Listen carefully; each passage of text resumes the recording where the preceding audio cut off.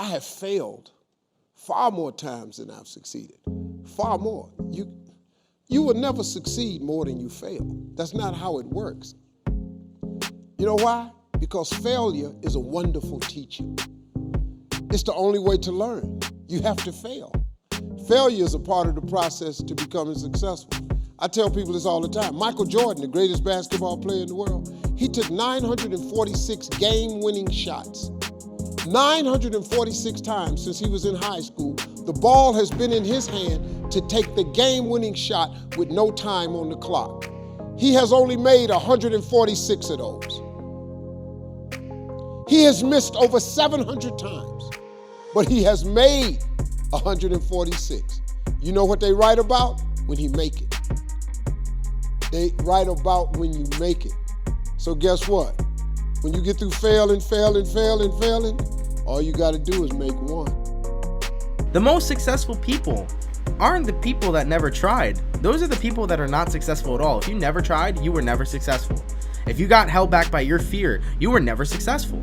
You know, the most successful people were the people that tried and failed again and failed a couple more times, because failure doesn't mean that you're a failure. Failure means that you are learning from every mistake you've ever had and involving and applying so much growth to continue to keep going. The people that fail are the people that succeed in life. And that is so important. You have to be willing to lose it all. You have to be willing to risk everything you possibly can to make your dream come true. The successful people we have on this planet are not people that were held back by fear. They had no fear of losing. They had no fear of falling down and failing, because they knew that they would get right back up and do the same thing again. They knew that they'd wake up the next morning and tomorrow will be a better day. Supposed to fail. Shit, who you know that gets it right all the time? That's impossible. You have to fail. Matter of fact, when you fail, be glad about it. Every time you fail, you're one step closer. Well, I mean, there are many that sort of, I mean, I think there's like some entropic basis for this. Like, there are many more ways to fail than to succeed. So you have to explore, I mean, particularly like for a rocket, there's like 1,000 ways a thing can fail and like one way it can work. So you could have a lot of rocket failures to explore all the ways in which it could fail. But I do think that one great thing about Silicon Valley is that failure is not a big stigma. So it's like if you try hard and it doesn't work out, that's okay. Like, you can learn from that and do another company, and it's not a big deal. And I think that's really one of the great things about Silicon Valley. Well, one thing I know for sure is failure doesn't feel good.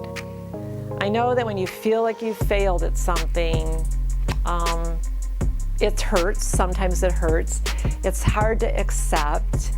Our self-esteem could be harmed from that. Sometimes we could just be really sick to our stomach about it, depending on what it is that we failed at. We are less motivated to want to do more, and we could just keep spiraling down when we have a failure or a setback. But one thing is, if we are failing, that means that we're trying. And in fact, I've read numerous times that we need to keep failing and get out there and fail so we could get to our successes. That failure is necessary to growing in life, and we have to have those setbacks. It's really, what we do with our failure. Like I said, we could either let it eat us up and make us feel very low and keep spiraling down, or we could choose to say, what are the lessons I can learn from this setback? I know my greatest obstacles that I've had in the 22 years of my business, what I would consider failures or setbacks, huge setbacks, actually became my greatest learning points. I heard Conan O'Brien say recently that failure can catapult us to profound invention. Wow, that's pretty profound, isn't it? And I really liked that. So when we have that failure, when we have that setback, we need to really, get over it and make that choice that we're going to take this and we're going to take that, and what are the lessons we can learn, and we're going to use that to catapult ourselves forward. And we may find that we have even better opportunities presented to us than we would have, had we done it the other way first.